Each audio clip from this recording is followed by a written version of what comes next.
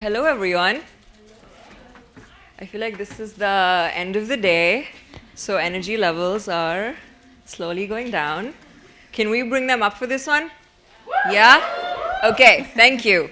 So, the way that I want this session to work is the less that I talk, and the more that you talk, the better it is. Okay? So, we're going to do a lot of just conversational type of work. We're going to do a lot of you taking this craft and actually writing your narrative. So hopefully by the end of this session, you will actually have a draft of your narrative to take home. And I will emphasize that it will be a draft because I've been doing this for 4 years now and mine is still a draft. So just know that this is you learning a new way to tell stories, a new way to talk about yourself, which especially as women, we either don't like doing or we don't do well or we do it in a way that someone else has told us to. So this to me is especially important and relevant in that context. So before we actually go into the work, I want to set some norms just for our group here. So through the session today, I'm going to ask you to think about your stories. I'm going to ask you to think about you growing up. I'm going to ask you to think about how, where, and in what moments your values became real to you, which means it's going to be a decent amount of vulnerable work. It's going to be a decent amount of sharing.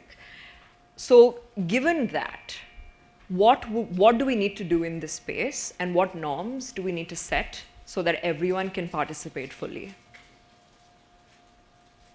What norms should we set for this space? Yeah, absolutely. Openness and a sense of vulnerability. What else? Yeah. No interrupting. Yeah. No interrupting when someone's speaking. Respect. Respect. That's great. That's a good one. No judgment zone. No judgment zone. Anything else? Yes. Empathy. Empathy. Anything else? Yes. Yeah. That's, I think, a really important one. I mean, it's kind of Vegas rules. What happens here stays here, but I'd say what happens here, the information stays in, but the learning leaves the room. And I encourage the learning to leave the room, but the information stays in. Everyone good with that? Yeah. Awesome. I'd also add a step up, step back rule. Has anyone heard of that? Which is essentially saying if you're used to speaking too much or speaking a lot, try and see what that's like, to step in a little bit and giving someone else a chance. And then if you're used to kind of being more silent in some of these sessions, see what it's like to speak out a little bit. Let's try that out and see what, and obviously at different levels of comfort, but let's try that just to make space for everyone. I don't want to keep hearing the same voices. Let's try and diversify that out, okay? Is everyone okay with those norms? Yes? Can we raise our hands if we're all committing to those norms today? Amazing. Thank you. So the roadmap of how this session is going to go, I'm going to talk a little bit about the approach, just kind of where all of this work comes from, the context within which all of this sits, which, spoiler alert, is leadership. We're not just saying, how do you tell stories to when you go and get coffee, how do you tell your story? No, this is in the context of leadership. You as leaders, in different spaces of your life, you as future leaders are learning to tell your personal story in a better way, in an authentic way, in a really motivational way. I'm going to talk about why narrative, like why storytelling to begin with. We do a lot of cognitive work every day. We're really good thinkers. Why storytelling? What does that do? We're going to talk about the actual framework. And then the most important and fun part, we're going to get on the bike. Which means what? How many people here have learned how to ride a bike? Great. Did you take a lesson in bicycleology? Did you watch a video? What did you do? Just went for it. You went for it. You got on the bike. And it's the same with learning anything new, and it's the same with this. You need to try it. And the first time you do it, it will suck. But that is fine. Allow that to happen. I took this course in my master's program at the Harvard Kennedy School. And for the entire semester, I thought it was a public speaking course. I've always thought of myself as an excellent public speaker. And I went in with that, and it wasn't. And I was so bad at it. I got a B minus, which at the Kennedy School is the lowest grade you can get before failing. So I went back to Marshall Ganz, who basically created this framework, who is a community organizer, who has done a lot of work in the civil rights movement, and who teaches at Harvard. I went back to him and I said, can I take it over again? Because I don't think I got it. And he spent 2 hours coaching me. And the stories that came out about me, about my parents, about my life in India, about what I care about my issues, of all of that, it was a line short of therapy, but we made sure it didn't go there. And so he spent that time with me. And I genuinely realized the power that my stories can have. And as soon as we were done with that coaching session, he said, why don't you teach it? And I said, I just got a B minus. Did you forget? What do you mean by teach it? And he said, no, because a lot of people come into learning anything new, especially at Harvard, thinking that they know what they're doing. And you came into it with that, and then you fell off the bike, and now you're coming me to say, I want to try it again. So let me give you that opportunity to do that for someone else. And then I spent that time really learning it, really understanding what it's like. And I feel like I'm still learning it. I feel like my narrative is still evolving. But I think that's what this is supposed to do. It's not supposed to be in the way that your life is evolving. If I told you to sit down and write about your life, right now, it would not be static. Your story about your life will look different in a month, hopefully. Will look different in a year, no matter what, right? So in the same way, your story can never be static. It will always be different sets of stories. This is giving you the craft to actually be able to do it and to keep revising it. So to start off with, this is kind of where the approach comes in. This is when Marshall Ganz said, I want to create something about storytelling. I want to create a community organizing framework. Where should I start? And he went to these sayings from he's a 2nd century Jewish scholar, Rabbi Hillel. Can you read the first one out for me? Yes. If I am not for myself, who will I be for me? Who will be for me? Who will be for me? Sorry. What does that mean to you? Yeah. It means that you need to be your own self-advocate. You need to be your own self-advocate. What else?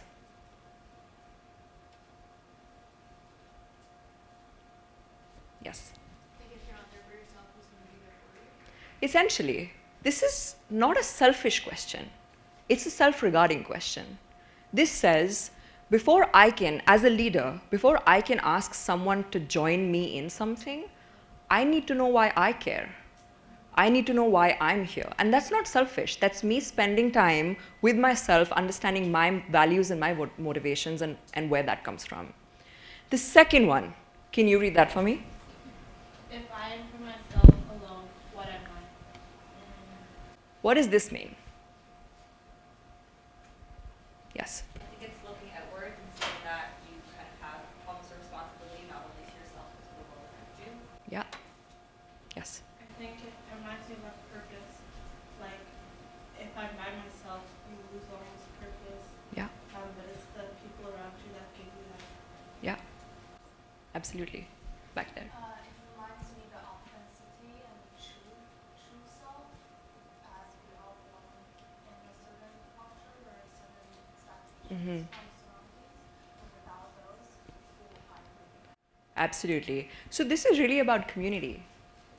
So when you're thinking of yourself as a leader, you are not a leader if there are not people around you that you are enabling to move ahead with you, right? If you're not a leader, who are you leading, right?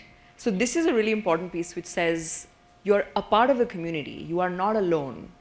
So also think about the narrative and the stories of that community as you're thinking about leading them. The third one, who's going to read the third one for me? Go ahead. If not now, when? What does this mean? Yes. I think it's asking you what's preventing you from starting. Mm-hmm. What are your fears? And maybe what,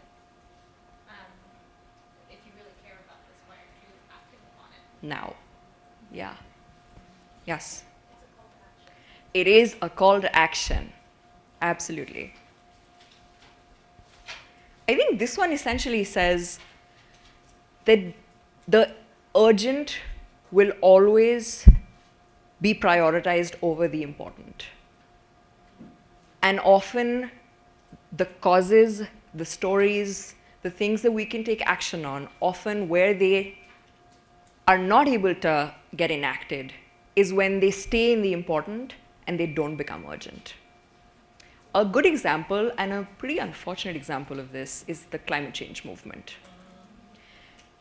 Because of the nature of the issue, everyone knows it's so important. But what it doesn't seem like yet is urgent. Coronavirus is urgent. Imagine if the way that journalists and news outlets and the media were talking about coronavirus today, imagine if that's how we were talking about climate change every day. Because it needs to be talked about like that, but we're not doing it. So this is really saying, how can we make the important into the urgent and use storytelling, which was a lot of what Miriam's workshop before this was also about. How do you make people feel urgency around something to make that call to action, right?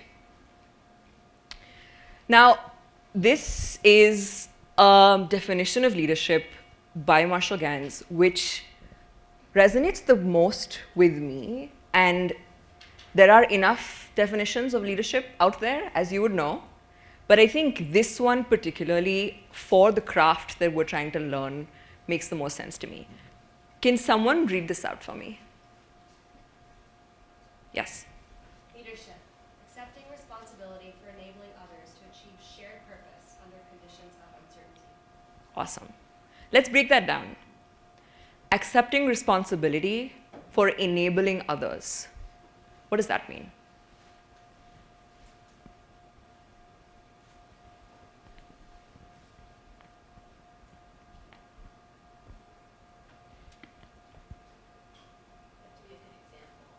Mm-hmm. Yes. Empowering others to take action. Absolutely. This says that leadership is not a position, it's a practice. This is not, I have a leader and he is up there or she is up there and I have no interaction with them. They're just there. They're the sun. They give me warmth. This is not that. Can we think of any leaders who treat it as a position and not as a practice? Uh-huh. Yep. So this is an important one that says that you're accepting responsibility as a leader to enable others. That is the essence of your job, to enable others. You cannot do this alone. The second part of this is to achieve shared purpose. Again, you're living in a community, you are leading a group of people. The purpose that needs to move forward is shared. It is not one person's. This is not a craft that says, you go do and I'll see you there. It's a craft that says, join me in and we'll get there together. Because without those people around you, you cannot solve the problems that you're trying to solve in this world, right? And the last one is my favorite, because I think this is where this definition of leadership really differentiates itself from a lot of those that are out there, under conditions of uncertainty. What does this mean? Yeah. It means as a leader, you might not know how something's going to turn out or what the consequences are, but you still have that responsibility for others around you. Absolutely. Absolutely. Go ahead. Building resilience together. Yeah. When do we ask for the leadership? When do we say, where's the leadership? Right? Is it when everything's going okay? Where's the leadership so I can thank them? No, right? Marshall Ganz says that the essence of you being a leader, of your leadership, lies in conditions of uncertainty. Right? When things are going well, great, you're there, you're making sure things are going well. But genuinely, it's when things are not okay when conditions are uncertain, when the people around you and the world around you is crumbling, is when you genuinely need a leader. So this is the definition that we're going to go with. And just for you all to know, this craft and this kind of framework that he's built is not public narrative by itself. And I can't emphasize this enough. This is, by the end of it, a leadership and a community organizing craft. So the learning of this starts with public narrative, starts with telling your story, goes on to relationship building through stories with everyone else, goes on to a team structure and strategy. So that very much is still a part of this, and then goes on to action. So this is kind of how he's defined his community organizing framework, and public narrative is at the crux of it. Now, why narrative? Why stories? Why are stories important? We tend to see the world in a cognitive way or through our emotions. To get anything done, there's a head part of it, there's a heart part of it, and there's a hands part of it. Where do we tend to spend most of our time? Head. How many people spend most of their time there? I do. Yeah? Let's do 1 year strategic planning to figure out the next 3 years, and then another strategic plan, and then another one. Let's go to school for another year, and then another year. Yeah? This is a lot of that cognitive how work. Do people spend their time here? Most of their time? Is there anyone? Yeah. Yeah? This is really the heart of it. This is the why am I doing this? What are the emotional levers that are making me do this? And then, of course, everything, both of those combined kind of come down to action. So what stories do, and this is important to understand, is that stories kind of become a vehicle for you to be able to get that how to action. And think about this a little bit. I cognitively understand a lot about the world. How much of that do I actually act on? And what does that depend on? Ask yourself that question. To me, I follow my outrage. There are things that I've seen facts, I see the news, there's so much happening. The things that I'm actually acting on are the things I feel an emotion about, are the things I feel outrage and anger and passion and love for. And that's where that comes in. How many times as women have we been told, keep your feelings aside? Have you ever been told that? Right? Keep your feelings aside for a minute, just for a minute. Just keep them, right? Martha Nussbaum is this clinical psychologist, and she did this really cool experiment on people that had damaged amygdalas. The amygdala is a part of the brain that processes emotion. And so these people, the amygdalas are not working for them. She put some options in front of them. They could see the options. They could cognitively understand the options. What do you think they couldn't do? Make a decision. Because in order to decide, in order to make a choice, and in order to act on something, the feelings need to bloody well come in. So the next time someone says, keep your feelings aside, I don't know how to function without it.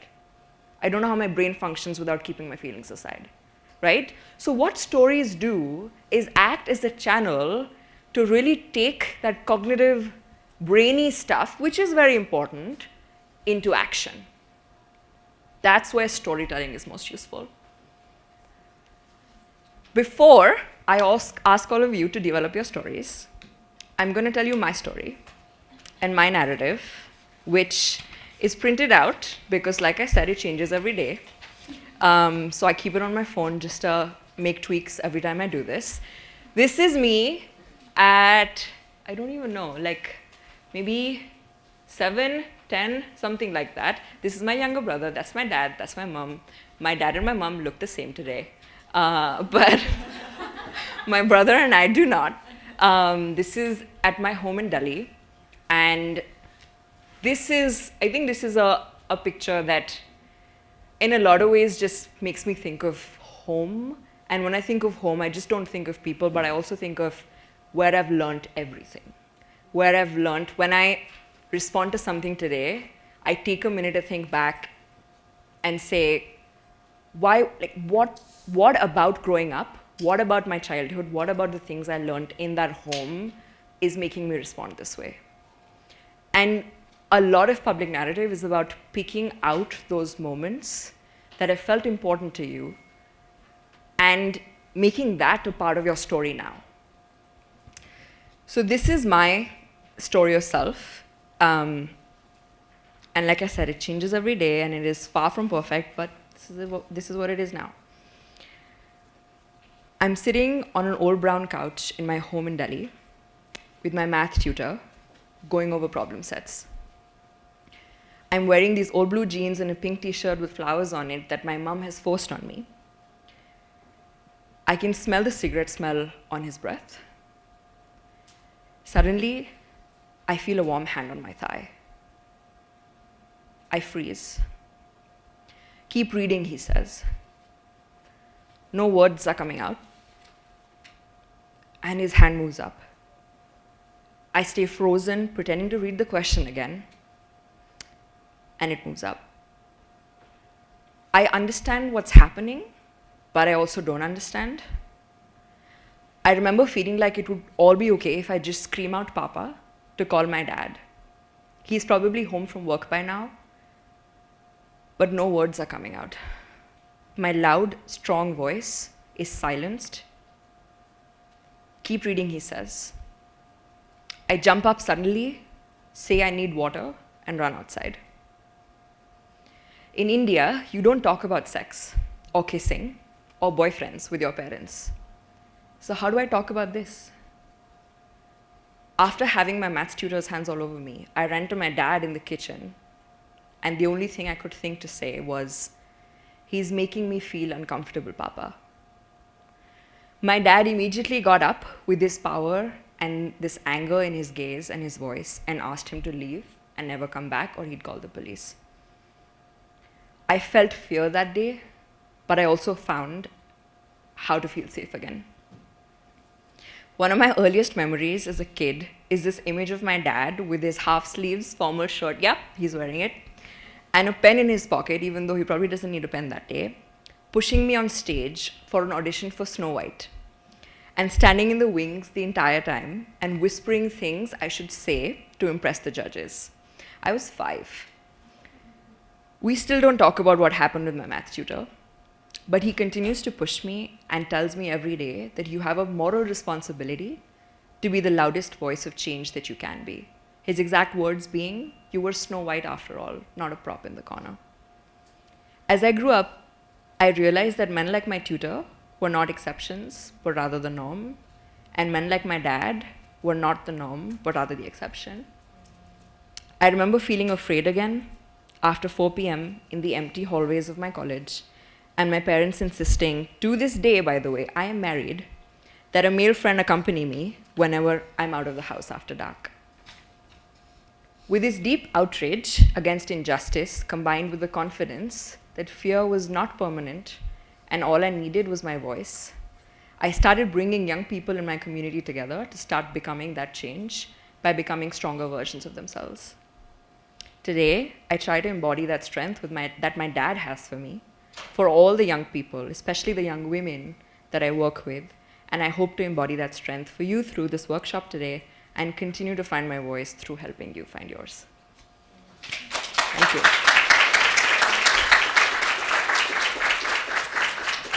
Thank you. So, how did that story make you feel? What emotions were you feeling when you heard that? Anger, shock. What else? Fear. Yeah, fear.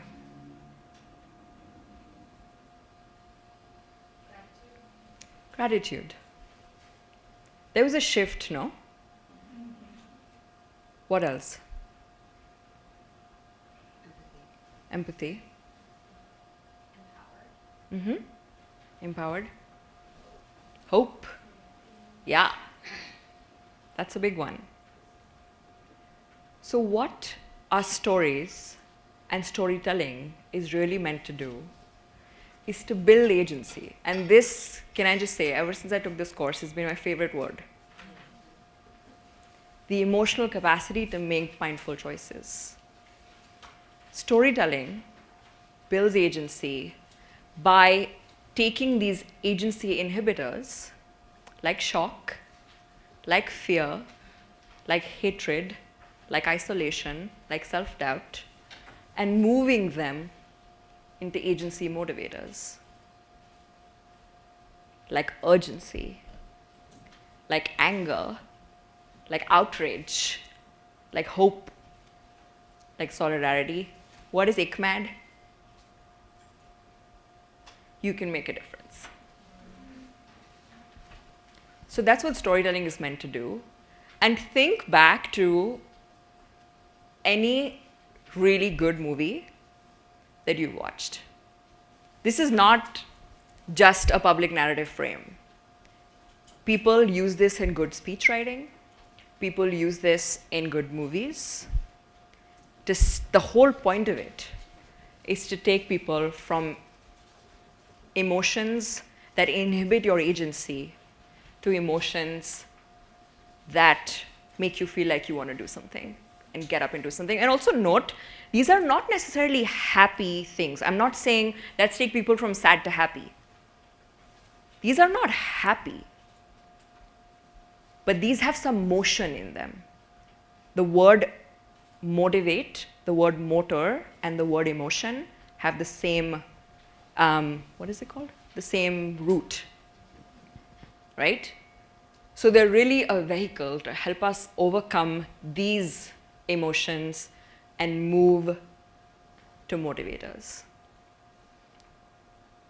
Let's get to the craft. Does anyone have any questions before we get into the actual craft of this? Yes? Is that version of your story specifically for today? No. No. It's been my story since I wrote it for the first time. Having said that, I think when you're thinking of moments, I picked this one because it felt the most relevant to me. When you're thinking of moments, they don't have to be one moment and that's it. That changed my life and that's it. As you think of different stories for different people, for different times of your life, for different issues that you want to engage with, the moments can be different. This one, to me, engages with so many for me. It engages with why I feel the need to always be in power. Like, I need it. And now that I think about why, that is what comes up for me. That the last time that I genuinely felt powerless changed my life. Yeah? Okay, let's move to the actual craft. In the same way that the Rabbi Hillel questions were a self question, an us question about the community, and a now question about action, about the urgency. This craft has a story of self, has a story of us, and a story of now. This is your public narrative.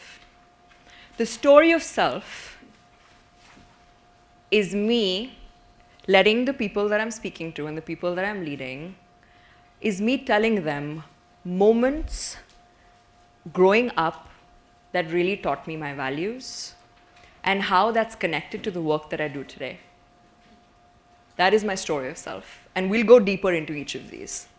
The story of us that I get to, it doesn't have to be in sequence, but the story of us is me saying, I've told you about me, but hey, this room also shares the same values. And I know that because this morning when we were talking to these people and so, like, it's just gathering those shared experiences and saying, I know that you also care about the same things because I've experienced all of these incredible moments with you. The story of now says, you've heard why I care about this. You've heard and you're convinced that we all care about this, so we're on the same page. I have something that, and I know of something that is threatening those values that we care about. And it's doing it now. And if we don't act on it now, those values will cease to exist. The story of now is you talking about a cause and a story about a cause that is urgent and that needs action right away. So this is your public narrative. Ideally, a story of now will end with an actual call to action. The self in the us, build the authenticity, build the momentum to show people that this person knows what they are saying because they've gone through it and they've made choices about it. This is a story of our community. This is not just a story of one person. And then we act on this. This framework also, by the way, I would like to take credit for it being a public narrative framework. It is not. It is also, if you listen to, and if there's nothing else you take from this workshop, the next time you listen to a good speech, listen for these. It is always a personal moment that tells you why I care, a community moment that tells you why this group should care, and a call to action. Michelle Obama's speech at the Democratic National Convention, 2016. Barack Obama's, at least 3 of his election speeches, if you hear them now, and I literally, we learned them in class and we showed those videos in class, they are self, us, now. Let's get into the self. The story of self answers the question, in what moments growing up did I learn the values that call me to leadership? It's a when question. It's not a why question. In what moments growing up did I learn the values that call me to leadership? The important thing to note here is we're not asking for that one life-defining moment. We're asking for moments. When you think back, what were some moments that feel, I learned something that day? The other point is, these are not necessarily tragic moments. It happened to be that my power came from feeling powerless and then gaining it back again. These are not meant to be tragic moments. They can be, but they're supposed to be moments of agency. So think about it like that. It helps as you're constructing the story for it to have what we call story moments, which are actual descriptors and adjectives, and you telling the moment as it happened. So the brown couch, the blue jeans, the pink shirt, the smell of a cigarette is all descriptors for you all to be in the room with me. It has an origin story, which is really saying, go back to when you were a kid.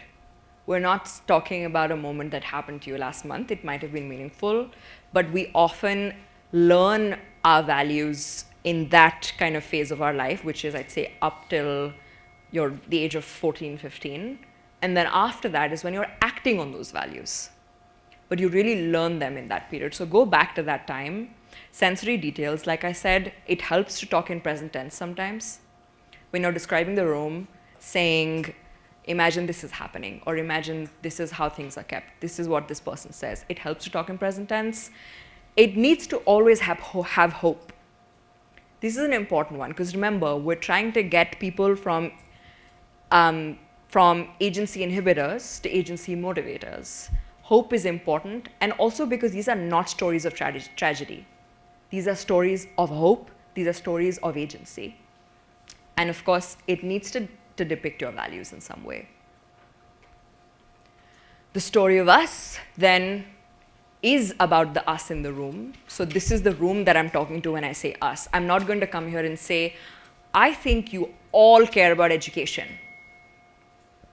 You might, but the experiences that we've had today are not about education, are about our experiences as women, right?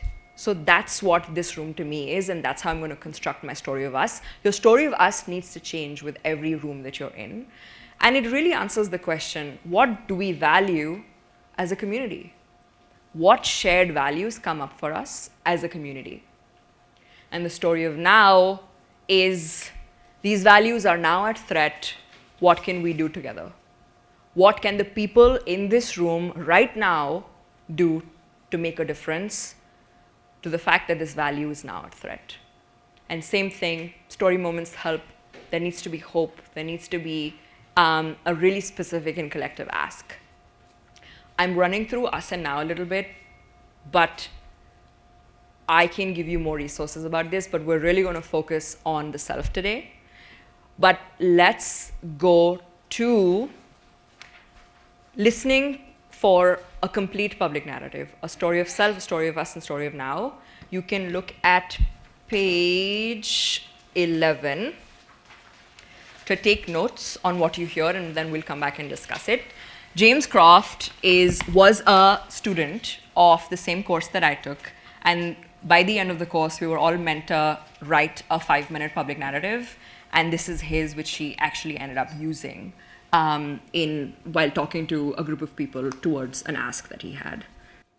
6.12 seconds.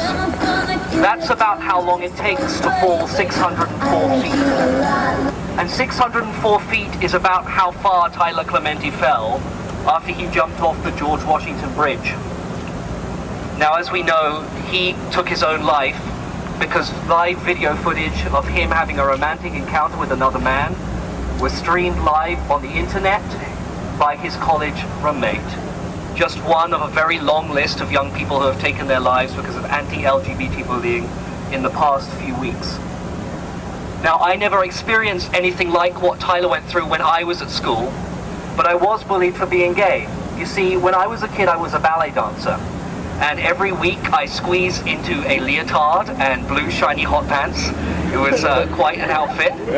And I spent an evening practicing demi-pieds and pirouettes. And I loved it. I loved the discipline. The music played on the old piano, the feel of the wood beneath my feet. I even secretly quite liked the outfit. But my schoolmates and some of my teachers didn't like ballet as much as I did. And one of my teachers, a PE teacher, used to make fun of me. He used to say how girly I was, how dancing is not something that a boy should do. I remember the sneer on his face as I walked past, and I remember that he was the first person to call me a fag, which at 7 years old, I didn't really understand. I remember in high school how gay was only ever used as a term of abuse.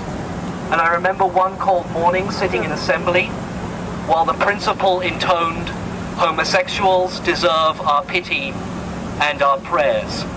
And I sat among hundreds of other boys thinking I was all alone in the world and that I was the only one who had this problem. Now, not everyone may have experienced something like that, but we all know, I think, what it means to feel alone, to feel like there's no one on our side. Perhaps you were too tall and the short kids made fun of you. Or perhaps you were too short and you got it from the taller ones. Or perhaps you were too smart or too dumb, or from the wrong side of town, or the wrong race. We all know, I think, even if just for a moment, what it feels like to think that there's no one on your side, to think that no one has your back. And all of us, if there are young people in our lives that we care about, can agree that we don't want this to happen to them. Imagine, if you can, what it must be like to come home and see a strange shape hanging from a tree in your backyard, twisting in the wind, the creak of the branch as it bends beneath the weight, and that feeling in your gut as you get closer and you realize what it is hanging there, who it is, who it was. Because that was Seth Walsh, 13, who hung himself from a tree in his backyard. It was Billy Lucas who hung himself at his grandmother's house. And it was Raymond Chase who hung himself in his door. And it could have been your brother, your sister, your son, your daughter, or your friend. It could have been one of us. So I know, I only came out in March this year, after 10 years after I first told my parents that I thought I was gay. And in those 10 years, I lost a lot of opportunities to make a difference. I was a high school teacher, and every day I wasn't out was a day I deprived the gay student of a positive role model. And I'm not willing to waste any more time. I have to act now. We have to act now. Because it isn't enough to let these things happen and then mourn them afterwards. We need to catch these kids before they jump. And there is something we can do to help as a start. Journalist Dan Savage has started a campaign, the It Gets Better campaign, to send messages of hope to teenagers who are being bullied because they're gay or for whatever reason, that they should have hope for their future, that they do have something to live for. And I think that if we made such a video, as Harvard students with glittering careers ahead of us and sparkling degrees, then we could make a difference. So we need people to hold a camera, to share their stories, to do editing and sound, to stand in a big group and say it gets better. No contribution is too small. And if you want to get involved and you're an undergraduate, talk to Tevin here. Do you mind waving? Oh, hi. And he'll tell you how to get involved. And if you're a graduate student, or if you just want to come along, from 5 to 7 p.m. in the Elliot Lyman Room in Longfellow Hall at the Education Schools campus, stand up and say, we're standing with these kids. We've got your back. Let's catch them before they jump. Thank you.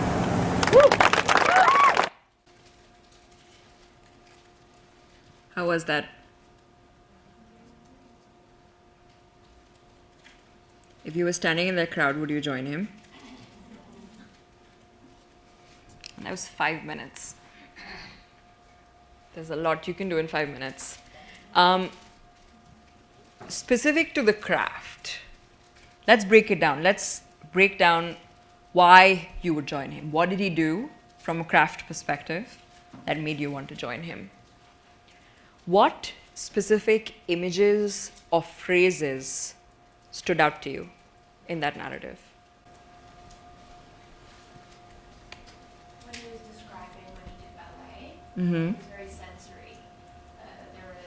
He talked about the wood underneath his feet, the clothes that he wore, the feelings that he felt. And I've never done ballet, but I've shared similar sentiments in a different situation. Yeah, exactly. Do you remember the specific words he was using? The images? I remember him saying the wood underneath his feet, strapping on the shoes, putting on this outrageous outfit that he actually really loved, Yeah. even though people like judged him for it. Yeah. And I also really remember the word discipline. Mm-hmm. He said that he liked, and I The connected discipline with of that it. as well as because that transcended the ballet part. Yeah. There was something else after discipline that I forgot. Yeah. No, absolutely. What else? I connected with what he said. When he was a teacher, every day he chose to not share his experience. Mhm. It affected his students' ability, or it affected his students' experience. And I think like that idea of like injustice thrives in silence. And I really Yeah. connected with like the choices I'm making that might stop the progression of something I'm passionate about. Yeah. No, that's a really good way of putting it. What other specific things he said or images he created in your head? I think he very skillfully opened and closed with images of people taking their own lives, and I think that was really impactful. Yeah. At the beginning, it really pulls you in when he talks about somebody jumping off, and then near the end, right before he has the call to action, I think including the listener by saying it could be you walking in and painting that picture. It was almost like a movie in my head where you're inching closer to that backyard and that tree, and I think that really paints an image that makes you want to take action. Yeah. I think to that point as well, like the case that he talked about, I remember it was very public at the time. Yeah. A lot of folks were aware of what happened to Tanvi, and it could have been very easy to say something along the lines of like, "You may have seen in the news that this happened," but really made a point of bringing the listener in. And I think when describing in the second piece, I mean, it was a very bold choice to be that visceral. Yeah. But the whole point is, this does happen, and I think it's more convincing to folks that he was kind of unabashed about saying, like, there are parents who come home to this. Yeah. There are siblings who come home to this. If it was you, and I am making you uncomfortable by thinking this was you, imagine if you actually had to. Absolutely.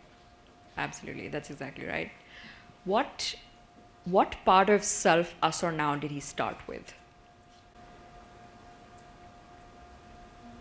think he started with us saying, what struck me was he said 6.2 seconds, I believe, and started to talk about sort of the bridge and he jumped, and it wasn't his own story, but it was something that was sort of like society had failed this individual. And so I was brought in that way.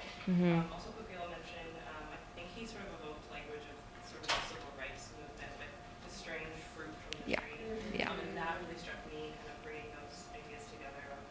This is a similar kind of public ill. Yeah. Yeah, just the visual there was really striking. Yeah, no, absolutely. I would say though, I think that initial part of when he describes the person falling, I don't think it's us. I see where you're going with it. It's not us. It can only be three, so is it now? Is it self? Yes. I think you touched on the idea of being othered. So he's talking about whether you're too tall and being kind of maybe quite short, or vice versa. This idea of we all be othered. Yes. And that I have experienced this kind of we understand how they Yeah. So that is the story of us. In the moments that he says, well, I'm sure most of you have not faced this, but I'm sure there are people here who have felt othered, who were too short and the tall kids made fun of you, or too tall and the short, like that's bringing the story that seems a step away from you to say this is not very different and this is how it starts is not very different. So that is the story of us. That is, remember, it's bringing the values, the shared experiences of this community and reminding them to say, I know you've been through it. So this is not news to any of you. You know what this feeling is like, right? What did he start with though? Let's go back to that. It wasn't the us. Yes. I think by creating that image of somebody jumping off, it creates a sense of urgency to listen and to be present. Yeah. And I remember he revisited it further into his speech. He said, we have to catch our kids before they jump. Yeah. And I think that really made me think about like how so many young people are so close to hitting that point. He revisited when you talked about the urgency of it. I think that was the now. Yes. And it made it really powerful because he made it personal and he made it know that urgency isn't very far from where everyone else is. Yeah. 'Cause, yeah. Absolutely. It was a now. And the reason it's a now is because he's painting the picture of an urgent challenge. He's letting people know that these values that you and I hold dear are at threat, and he's doing it just at the front. He's starting with it.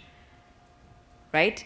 1 second. And I think what's incredible in the way that he does it is it's one of those issues that can feel like it's so important, but it often fails to be urgent. It's again, it becomes like a list of 7 issues that I see on TV and I hear about. The way that he painted the story made it urgent, made it feel like this is something you need to act on now. I had a question about let's catch them before they fall asleep. I noticed that he would intermittently repeat that the same way that you repeated the keep reading. Is that a way to build urgency? Is that a way to kind of connect and then like pause so that it doesn't become too overbearing? I think it could be.